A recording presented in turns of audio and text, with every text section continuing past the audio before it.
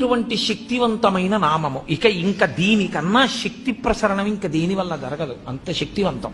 ఈ శక్తిని ఎందుకు తీసుకొస్తారంటే ఈ బీజాక్షరాలతోటి ఓం అంటే ప్రణవం. ప్రణవము మహత్వాన్ని చెప్తుంది. అసలు ఈ బ్రహ్మాండంలో నిర్గుణమైనటువంటి పరబ్రహ్మము నాదరూపంగా రావడం దగ్గర నుంచి ప్రణవం చెప్తుంది. అందుకని మహత్వశక్తికి అంతటికీ కూడా ఓంకారము ప్రతినిధి. అలాగే ఐం ఇది కవిత్వ శక్తికి ప్రతినిధి. అలాగే పటుత్వం కలగాలి అంటే హ్రీం. అలాగే సంపదలన్నీ కలగాలి అంటే మనం చెప్పేటటువంటిది శ్రీం. ఇవి 4 చెప్పి ఇవి ఎవరి వల్ల వస్తాయి? ఇవన్నీ కదలికలకి సంబంధించిన విషయాలు. ఇవన్నీ ఆదిశక్తి వలన వస్తాయి.